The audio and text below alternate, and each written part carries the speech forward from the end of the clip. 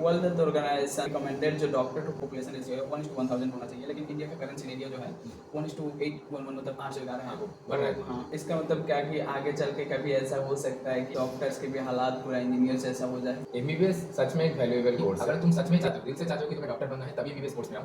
बस एक पैसा इनकम करने के लिए या फिर फैमिली मेंबर्स को दिखाने के लिए या फिर दोस्त डॉक्टर बनना है इसलिए यहाँ पे मत आओ, क्योंकि इसकी कोई गारंटी नहीं है कि तुम एमबीबीएस कर लोगे तो तुम्हारा लाइफ अच्छा होगा, और अगर नहीं कर पाओगे तो तुम्हारा लाइफ बहुत खराब होगा। क्योंकि एमबीबीएस करने के बाद, प्लेन एमबीबीएस डिग्री के बाद तुम्हें डायरेक्टली कोई जॉब नहीं मिलेगा। बल्कि जो जेएनएम कॉलेज है वहाँ पे फाइनल ईयर के हमारे भैया कुछ दिन पहले एग्जाम के जस्ट कुछ दिन पहले उन्होंने सुसाइड कर लिया, क्योंकि एग्जाम का इतना प्रेशर था। तो in this podcast we are discussing about क्या नीट अब उतना वर्दी नहीं रह गया है जैसा पहले बताया जाता था या रील्स में दिखाया जाता है, या सच कुछ और है। डॉक्टर्स के नंबर्स बढ़ रहे हैं, क्या बाद में जाके डॉक्टर्स के भी हालात इंजीनियर जैसा हो। हर साल नीट पेपर लीक के केसेस सामने आ रहे हैं, और जिसको संभालने के लिए एनटीए की तरफ से union education minister Dharmendra Pradhan sir ने ये बोला है कि 2027 सेशन से नीट को ऑनलाइन कंडक्ट कराया जाएगा। तो इससे 24-25 लाख स्टूडेंट्स पे क्या फर्क पड़ेगा?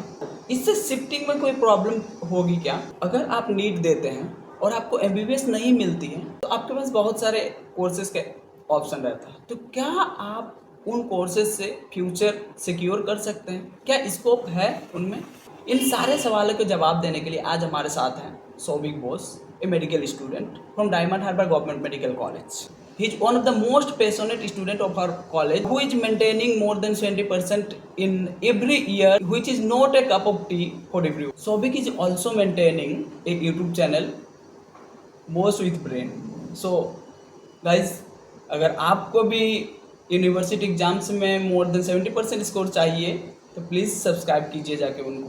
तो सौबिक, मेरा सवाल था कि आप कैसे मैनेज कर लेते हो, मतलब पढ़ाई के साथ साथ यूट्यूब भी और इतना अच्छा पढ़ाई भी? अरे नहीं, पढ़ाई के बीच में थोड़ा समय निकाल लेते हैं, वो तो आप भी कर लेते हो, हम आपको देख के थोड़ा शुरू कर दिए थे। अब 70% स्कोर के लिए तो थोड़ा सा पढ़ाई नहीं चाहिए? अरे ऐसा कुछ नहीं, सब लोग क्लास में पीवाईक्यू भी पढ़ते हैं। हाँ हाँ आगे थोड़ा कर लेते हैं। ये तो सबसे बहुत बड़ा झूठ है। आप भी भाई बनने जाते हो हमारे साथ, हमको पता है कौन आंसर देता है। If you want to stay ahead of the curve and never miss an episode like this, then please subscribe the channel. तो मेरा सवाल ये था कि जैसे कि आप एक एमबीबीएस स्टूडेंट हो, आपने भी नीट दिया होगा, नीट के बारे में आपके ख्याल क्या है? देखिए, नीट इंडिया का सबसे कॉम्पिटिटिव एग्ज़ाम में से एक है, और नीट में हर साल 22 से 25 लाख लोग बैठते हैं, तो ये सबसे ज़्यादा एक कॉम्पिटिटिव एग्ज़ाम में से काउंट होता है। और नीट देने के बाद आप जैसे एक डॉक्टर बन सकते हो, वैसे ही आप स्पेशलाइजेशन कर सकते हो। आपके नाम के आगे एक डॉक्टर लग जाता है, जो बहुत ही बड़ी बात है। लोग भगवान के बाद डॉक्टर को ही मानते हैं कि अगर कोई जान बचा सकता है तो वो डॉक्टर है। लेकिन बस डॉक्टर ही नहीं है, आप उसके साथ प्रोफेसर भी बन सकते हो, अपनी ग्रेजुएशन कंप्लीट कर सकते हो, आप डेंटल कॉलेज में भी जा सकते हो, और भी बहुत सारे कोर्सेज है जिसके थ्रू, जहाँ पे आप नीट के थ्रू जा सकते हो। तो नीट इसलिए भी एक बहुत ही इंपॉर्टेंट एग्ज़ाम है क्योंकि आप इसके थ्रू एक डॉक्टर बन सकते हो, और उसके साथ साथ आपके पास एक वाइड रेंज रहता है जिसके थ्रू आप अपने करियर को चूज़ कर सकते हो। नीट से बस एमबीबीएस ही मिल सकता है? नहीं, एमबीबीएस एक फेमस कोर्स ज़रूर है, नीट के थ्रू आप एमबीबीएस में जा सकते हो, लेकिन एमबीबीएस छोड़ के आपके पास 10 से 12 ऑप्शंस रहते हैं, आपके पास 10 से 12 कोर्सेस रहते हैं जिसमें आप नीट के थ्रू क्वालिफाई कर सकते हो। वो कोर्सेज क्या क्या है जो नीट के बाद मिल सकते हैं? देखिए, एमबीबीएस को अगर मैं छोड़ भी दूँ तब भी आपके पास डेंटल, फिर आयुर्वेद, होम्योपैथी, यूनानी मेडिसिन, फिजियोथेरेपी, नर्सिंग तो है ही, तो ये सारे कोर्सेस आपके पास हैं। मतलब बहुत सारा ऑप्शन है। हाँ, आपके पास बहुत सारा ऑप्शन है, आप अपने हिसाब से एक कोर्स चूज़ कर सकते हो। ऐसा नहीं कि आपको एमबीबीएस ही करना है। इसमें तो सबसे ज़्यादा प्रायोरिटी एमबीबीएस को ही दिया जाएगा। हाँ, एमबीबीएस सबसे ज़्यादा डिमांडिंग कोर्स है, क्योंकि देखिए 22 से 25 लाख लोग तो एग्ज़ाम के लिए अपेयर करते हैं हर साल। 22 से 25 लाख लोग हर साल एमबीबीएस के लिए अपेयर करते हैं, लेकिन इसमें से अगर आप देखोगे तो एक जनरल कैटेगरी के लिए अगर सीट चाहिए तो उसको 610 से ज़्यादा ऊपर स्कोर करना पड़ेगा, मतलब एटलीस्ट 600 प्लस स्कोर करना पड़ेगा। तो सबसे पहले रैंकिंग में तो एमबीबीएस आता है, क्योंकि इसमें सबसे ज़्यादा स्कोर की ज़रूरत होती है, और चाहिए भी होगा क्योंकि आप इसके लिए एक डॉक्टर बनते हो, तो इसके लिए यही सबसे ज़्यादा डिमांडिंग कोर्स है। लेकिन आप बाकी कोर्सेज भी जा सकते हो। आपको क्या लगता है बाकी कोर्सेज वैल्यूएबल है या नहीं है? ज़रूर वैल्यूएबल है, क्योंकि आज की डेट में अगर आप मान लीजिए नीट कर रहे हैं, तो नीट देने के लिए मैक्सिमम स्टूडेंट्स ड्रॉप लेते हैं, तो मिनिमम आपको 2 से 3 साल का ड्रॉप लग जाता है। लेकिन अगर आप 2 से 3 साल का ड्रॉप लगा रहे हो तो मैं बोलूँगा ठीक है, वो फिर भी आपके लिए ठीक है। लेकिन अगर आप 4, 5, 6, 7 इतना लंबा ड्रॉप ले रहे हो तो मैं यही बोलूँगा कि बस एमबीबीएस के ऊपर फोकस मत कीजिए। एमबीबीएस नीट देने के बाद आपके पास बाकी जितने भी ऑप्शंस मैंने अभी बोला, आप उन कोर्सेज़ के अंदर अप्लाई कर सकते हो। आप एक मेडिकल कॉलेज में हर साल देख सकते हो कि कुछ-कुछ स्टूडेंट्स ऐसे रहते हैं जो दूसरे कोर्सेज़ में पढ़ते-पढ़ते एमबीबीएस में क्वालीफाई करते हैं। और एमबीबीएस में एक ऐसा कोर्स है जहाँ पे एमबीबीएस फिर एमडी फिर स्पेशलाइजेशन एक लंबा वक्त है। मतलब ये श्री राम जी के वनवास जैसा समय है। आपको लगभग 15 से 16 साल लग जाएगा आप अपने आप को स्टैब्लिश करने के लिए। जहाँ पे अगर आप दूसरे कोर्सेज़ में जाएंगे तो वहाँ पे आप जल्दी खुद को स्टैब्लिश कर पाएंगे। जैसे कि पैरामेडिकल एक एग्ज़ाम है जो नीट के सिलेबस के आसपास ही होता है। उसमें कुछ सब्जेक्ट एक्स्ट्रा रहते हैं जैसे कि जनरल नॉलेज, मैथ। लेकिन एक लैब टेक्नीशियन, एक पैरामेडिकल स्टूडेंट की बहुत ज़्यादा वैल्यू है आजकल इंडिया में, क्योंकि इसके थ्रू आप डायरेक्टली अपने डॉक्टर्स के साथ कनेक्टेड भी रह सकते हो। आप जिस कोर्स को ड्रीम बना के पढ़ रहे थे उसके साथ आप कनेक्टेड भी रह सकते हो और उसके साथ साथ आप अपने करियर में भी सेटल हो सकते हो। सब लोग करियर में सेटल होना चाहता है अभी। तो मेरे हिसाब से बस एमबीबीएस के पीछे फोकस ना करके अगर आपको समय ज़्यादा लग रहा है तो बाकी कोर्सेज़ में जाइए, और अगर आपको सेटिस्फेक्शन नहीं है तो कोर्सेज़ के साथ एमबीबीएस को कीजिए। तो वो मेरे लिए सबसे बेस्ट ऑप्शन है अभी के लिए। मतलब वैल्यूएबल है बाकी हाँ, कोर्सेज। बाकी कोर्सेज़ भी बहुत वैल्यूएबल हैं। इनमें से सबसे कॉम्पिटिटिव कौन सा है? सबसे कॉम्पिटिटिव ऑब्वियसली नीट आता है, क्योंकि 22 से 25 लाख लोग एग्ज़ाम तो देते हैं लेकिन हमारे यहाँ पे गवर्नमेंट मेडिकल कॉलेज के नंबर बस 65,000 है। और अगर मैं गवर्नमेंट और प्राइवेट मिला के बोलूँ तो 1.2 लाख के आसपास रहेगा। तो इसीलिए आप दे सकते हो कि किसी एक बच्चे को अगर गवर्नमेंट कॉलेज में सीट चाहिए तो उसको पहले 1% के अंदर आना होगा। तो ऑब्वियसली सबसे ज़्यादा कॉम्पिटिटिव। मैंने कुछ दिन पहले एक रिपोर्ट देखा था जिसमें था कि वर्ल्ड हेल्थ ऑर्गेनाइजेशन जिसके अकॉर्डिंग रिकमेंडेड जो डॉक्टर टू पॉपुलेशन रेशियो है 1:1000 होना चाहिए, लेकिन इंडिया का करंट सिनेरियो जो है 1:811 मतलब 8 से 11 है। हाँ, वो बढ़ रहा है धीरे धीरे। हाँ, तो मतलब इसका मतलब क्या कि आगे चल के कभी ऐसा हो सकता है डॉक्टर्स के भी हालात पूरा इंजीनियर जैसा हो जाए? देखिए, एमबीबीएस सच में एक वैल्यूएबल कोर्स है, लेकिन ऐसा कभी नहीं होगा कि डॉक्टर्स की डिमांड ख़त्म हो जाएगी, क्योंकि इंडिया का पॉपुलेशन वैसे ही बहुत ज़्यादा है। 1.43 बिलियन पॉपुलेशन है हमारे इंडिया में। और लेकिन एक बात ज़रूर है कि पिछले समय में क्या होता है कि एक एमबीबीएस करने के बाद आपको एक हाई सेटिस्फाइंग सैलरी मिल जाता था पहले, और आपको जल्दी जॉब लग जाता था। लेकिन आज के दिनों में वो नहीं होता। आज के डेट में कंपटीशन बहुत ज़्यादा है बात में। इसका कारण ये भी है कि लोग आजकल किसी को भी दिखाने से पहले स्पेशलाइज्ड डॉक्टर ढूंढते हैं। ऊपर से अर्बन एरियाज़ में डॉक्टर का क्राउड बढ़ रहा है, और मोस्ट इम्पॉर्टेंट चीज़ ये है कि हर साल प्राइवेट और गवर्नमेंट मेडिकल कॉलेज के सीट्स के नंबर्स बढ़ रहे हैं।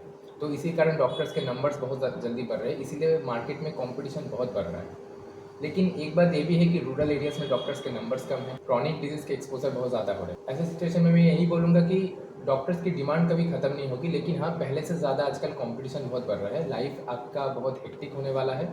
तो अगर आपका ड्रीम है कि नहीं मुझे एमबीबीएस करना है तो ज़रूर आओ, आप ज़रूर कुछ अच्छा कर पाओगे यहाँ से। कि फ्यूचर कंडीशन को ध्यान में रखते हुए आप नीट एक्सपीरियंस को या उनके पेरेंट्स को क्या मैसेज देना चाहेंगे? देखिए, आज के डेट पे मुझे लगता है कि हर नीट एस्पिरेंट्स के अंदर जैसे कि डिप्रेशन, एक प्रेशर, ऊपर से सोसाइटी का प्रेशर, फैमिली का प्रेशर ये बहुत ज़्यादा बढ़ रहा है। तो मैं स्पेशली एक एस्पिरेंट को यही बोलूँगा कि अगर तुम सच में चाहते हो, दिल से चाहते हो कि तुम्हें डॉक्टर बनना है, तभी एमबीबीएस कोर्स में आओ। बस एक पैसा इनकम करने के लिए या फिर फैमिली मेम्बर्स को दिखाने के लिए या फिर दोस्त डॉक्टर बन रहे हैं इसलिए यहाँ पे मत आओ, क्योंकि इसकी कोई गारंटी नहीं है कि तुम एमबीबीएस कर लोगे तो तुम्हारा लाइफ अच्छा होगा, और अगर नहीं कर पाओगे तो तुम्हारा लाइफ बहुत ख़राब होगा। क्योंकि एमबीबीएस करने के बाद, प्लेन एमबीबीएस डिग्री के बाद तुम्हें डायरेक्टली कोई जॉब नहीं मिलेगा। तो फिर एमबीबीएस के बाद तुम्हें एमडी फिर स्पेशलाइजेशन एक लंबा वक्त है, और ये कोर्स बहुत ही ज़्यादा, इसमें बहुत ज़्यादा प्रेशर है। इस कोर्स में मोटे मोटे बुक्स पढ़ने पड़ते हैं, बहुत ज़्यादा डिप्रेशन भी आएगा कभी कभी। तो ऐसा नहीं है कि कोर्स के अंदर आते ही आपका लाइफ ठीक हो जाएगा। आप देख सकते हो कि हमारे जेएनएम, वेस्ट बंगाल के जो जेएनएम कॉलेज है, वहाँ पे फाइनल ईयर का एक भैया कुछ दिन पहले, एग्ज़ाम के जस्ट कुछ दिन पहले उन्होंने सुसाइड कर लिया, क्योंकि एग्ज़ाम का इतना प्रेशर था। फाइनल ईयर में 11 सब्जेक्ट्स है अभी, तो उतना जो लोड है, उतना जो प्रेशर है, वो नहीं दे पाए। आप समझ सकते हो, नीट क्वालिफाई करने के बाद वो आए हैं और फाइनल ईयर में जाके क्योंकि वो प्रेशर वो टैकल नहीं कर पाए, इसलिए उन्होंने सुसाइड कर लिया। वो शायद अपने घर वाले को भी नहीं बता पा रहा होगा कि मुझे नहीं करना है एमबीबीएस, या फिर मुझसे अभी नहीं हो रहा, सो या फिर कोई समझेगा नहीं, कोई नहीं समझेगा समझेगा। नहीं। हाँ, क्योंकि फैमिली मुझे लगता है कहीं ना कहीं अपने ड्रीम्स, अपने इच्छा को अपने बच्चों के ऊपर प्रेशराइज कर देता है। तो मैं हर पेरेंट्स को यही रिक्वेस्ट करना चाहूँगा कि आप बच्चों के ऊपर प्रेशर क्रिएट मत कीजिए। आपकी इच्छा को आप अपने बच्चों के ऊपर नहीं प्रेशराइज कर सकते, क्योंकि आपके लिए इम्पोर्टेंट ये होना चाहिए कि आपका बच्चा सक्सेसफुल बने, खुश रहे, और उसके सक्सेस से आपको प्राउड फील होना चाहिए, ना कि उसके डॉक्टर की डिग्री से। तो डॉक्टर की डिग्री से ज़्यादा इम्पोर्टेंट है कि आपका बच्चा सेफ रहे, ठीक रहे। तो यही बोलूँगा कि आप अपने बच्चों से बात कीजिए, वो किस कंडीशन में है, वो क्या किस हालात में है, वो एमबीबीएस को कंटिन्यू कर सकता है कि नहीं, या फिर वो नीट देना चाहता है कि नहीं। इस चीज़ को सबसे पहले आप देखिए। और हर बच्चे को यही बोलूँगा कि तुम्हारा अगर सच में दिल से ड्रीम है तभी आओ, नहीं तो बस दिखाने के लिए एमबीबीएस में मत आओ। तो आपके कहने के मुताबिक है कि नीट अब उतना वर्दी नहीं रह गया है जितना पहले बताया जाता था या रील्स में जितना दिखाया जाता है। नहीं। सच क्या है? मेरे हिसाब से नीट वर्दी है, ज़रूर वर्दी है, क्योंकि आपके नाम का कि डॉक्टर लगता है, आप एक पेशेंट की जान बचा सकते हो, इससे बड़ी खुशी कुछ नहीं हो सकती। तो ये डेफिनेटली वर्दी है। लेकिन मेरा मानना ये भी है कि लोग एमबीबीएस को बहुत ज़्यादा इनकम के थ्रू देखते हैं कि एक डॉक्टर है तो वो महीने का शायद 2 से 5 लाख कमाता होगा, लेकिन रियलिटी कुछ और है। ऐसा नहीं होता, क्योंकि आप इंटर्नशिप में आपको 48 आवर्स 72 आवर्स के लंबे लंबे शिफ्ट होते हैं, और आपके स्पेशलाइजेशन के तक ये जो 15 साल है, आपको बहुत ज़्यादा खुद को खींचना पड़ेगा, तब जाके कोई एक से 2 लाख की अर्निंग तक पहुंच पाता है। उससे पहले उतना अर्निंग कभी किसी का नहीं रहता। तो आप बस एक डॉक्टर के एंड स्टेज को देख के चीज़ों को जज मत कीजिए। आपको सबसे पहले खुद को रगड़ना होगा, मेहनत करना होगा। वर्दी तो ज़रूर है, लेकिन डिपेंड इस बात पे करता है कि आपका मोटिव क्या है, आप लाइफ में क्या चाहते हो। तो ये सोच के अगर आप एमबीबीएस में आते हो तो ये ज़रूर वर्दी है आपके लिए। हर साल नीट पेपर लीक हो रहे हैं, लगभग 23 का तो नहीं पता, 24 में भी लीक हुआ है, 25 में भी लीक हुआ है, 26 में भी लीक हुआ है। उसके वजह से दोबारा रीनीट भी कराया गया है, लेकिन नीट का क्रेज कम नहीं हो रहा है। फिर भी हर साल अपेयरिंग स्टूडेंट्स बढ़ रहे हैं। इसके पीछे का रीज़न क्या है? देखिए, मेरे हिसाब से पहला रीज़न तो ये है कि नीट के थ्रू आपके पास एक वाइड वैरायटी रहता है कि आप अपने जॉब को सिलेक्ट कर सकते हो। और दूसरा रीज़न मुझे ये लगता है कि लोग प्रेशर में आके ज़्यादा ड्रॉप लेने के बाद इस कोर्स से निकल नहीं पाते। क्योंकि अगर कोई 5 से 6 ड्रॉप ले चुका है, अगर मैं एक एस्पिरेंट हूँ और अगर मैंने 5 से 6 ड्रॉप लिया हो, तो मेरे दिमाग में ये काम करेगा कि मेरा दोस्त अभी तक, अगर मैं अभी कोर्स छोड़ के अगर एक कॉलेज में जाऊँ, तो उस समय पे मेरा दोस्त या तो फाइनल ईयर में होगा या फिर वो कॉलेज पास आउट करके चला जाएगा। तो अगर मैं कॉलेज में जाऊँगा तो लोग मुझ पर हंसेंगे। ऊपर से फैमिली का एक प्रेशर रहता है, क्योंकि माँ बाप को मैं सही से कुछ बोल नहीं पाऊँगा कि मैंने क्यों छोड़ दिया। सोसाइटी का एक प्रेशर रहेगा। तो एक एस्पिरेंट यहाँ पे पूरा फ्रस्ट्रेटेड होकर उसी कोर्स के अंदर फंस जाता है। लेकिन उसे समझना चाहिए कि उसका लाइफ बस एक एमबीबीएस की डिग्री के ऊपर डिपेंड नहीं करता, बस एक नीट एग्ज़ाम के ऊपर डिपेंड नहीं करता। तो अगर किसी को 6-7 ड्रॉप लगातार लग रहा है, तो मुझे लगता है आपको अपने ट्रैक को थोड़ा चेंज करना चाहिए। एक जगह पे बस ऐसे ही लगे मत रहो अभी, क्योंकि पहले के दिनों में सिचुएशन कुछ और था, अभी के दिनों में सिचुएशन कुछ और हो रहा है। हर साल 1 से 2 लाख एस्पिरेंट बढ़ रहे हैं, लगातार बढ़ रहे हैं, और ये बढ़ता रहेगा। जब मैंने एग्ज़ाम दिया था तब 20 लाख अपियरिंग स्टूडेंट थे, और अभी 25 लाख हो चुके हैं। तो हर साल बढ़ रहा है। तो मैं यही बोलूँगा कि बस इसके पीछे मत भागो। अगर फैमिली सपोर्टिव है तो फैमिली से बात करो, या फिर अपने दोस्तों से बात करो जो आपके लिए सपोर्टिव है। अपने फ्रस्ट्रेशंस को दूर भगाओ और वही करो जहाँ पे तुम्हारा दिल लग रहा है। क्योंकि इसी एक फ्रस्ट्रेशन के चक्कर में बहुत सारे लोग मतलब सुसाइड कर लेते हैं। अभी जो 2026 का जो नीट एग्ज़ाम कैंसिल हुआ था, उससे पहले ही नीट एग्ज़ाम कैंसिलेशन के कारण बहुत सारे सुसाइडल केस भी सामने आए थे कि बच्चा पूरी साल मेहनत करके एग्ज़ाम देने गया, लेकिन एग्ज़ाम जैसे ही कैंसिल हो गया वो सुसाइड कर लिया। तो लाइफ सबसे पहले इम्पोर्टेंट है। आपका एग्ज़ाम इम्पोर्टेंट है, लेकिन उससे ज़्यादा इम्पोर्टेंट आपका लाइफ है। कुछ दिन पहले एक union education minister Dharmendra Pradhan sir ने ये अनाउंस किया था कि नीट को ऑनलाइन कंडक्ट कराया जाएगा। हाँ, तो इससे 24-25 लाख स्टूडेंट्स के ऊपर क्या असर पड़ेगा? ना सारा स्टूडेंट्स हैं, इनको तो कुछ शिफ्ट में डिवाइड करना पड़ेगा, तो हाँ, इससे shifting में क्या तो करना पड़ेगा। पेपर एंड बैलेंस होगा इससे। आप देखिए ना, हम लोग के यहाँ पे यूपीएससी सबसे टफेस्ट एग्ज़ाम माना जाता है इंडिया में, और यूपीएससी का एग्ज़ाम प्रॉपर ऑफलाइन में होता है, लेकिन आज तक एक भी पेपर लीक का केसेस सामने नहीं आया। लेकिन नीट में जैसे कि हर साल एक एक पेपर लीक होता है, 25 में हुआ, 24 में हुआ, 26 में तो पूरा कैंसिल ही हो गया। मास लेवल पे क्वेश्चन पेपर लीक के कारण पेपर ही कैंसिल करवाना पड़ गया हम लोगों को, और अब रीनीट हो रहा है। लेकिन एक बच्चे ने जो 4-5 साल से घिस के जो पढ़ा है, तो उसकी मेहनत का क्या, उन लोग के ट्रस्ट का क्या? वो लोग तो एनटीए के ऊपर भरोसा करके नीट अपियर कर रहे थे, लेकिन उन लोग के उस भरोसे का अब क्या होगा? एनटीए को ये एश्योर ज़रूर करना चाहिए कि हम लोग जब एग्ज़ाम कंडक्ट करवा रहे हैं वो पूरी सिक्योर तरीके से हो। ऐसा नहीं कि किसी के पास पैसा है तो वो पैसा दे के क्वेश्चन पेपर खरीद के लेके आ जाए, क्योंकि वो वही इंसान डॉक्टर बनेगा, ये किसी की लाइफ की बात है।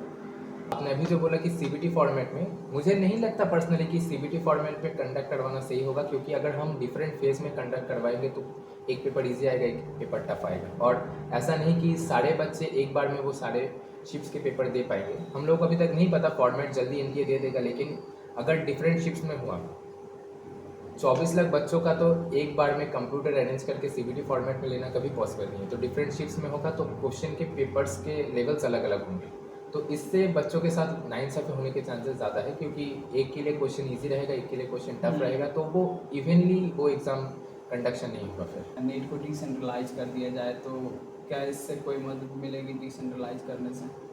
देखिए, बहुत पहले हम लोग यहाँ पे डिसेंट्रलाइज तरीके से ही होता था एग्ज़ाम, लेकिन मुझे लगता है डिसेंट्रलाइज करने से पॉलिटिकल जो इफेक्ट्स होते हैं वो बहुत ज़्यादा बढ़ जाएंगे, क्योंकि अगर आप स्टेट्स के हाथों में चीज़ें दे दोगे तो स्टेट्स के पॉलिटिकल इफेक्ट्स बहुत ज़्यादा बढ़ने लगेंगे।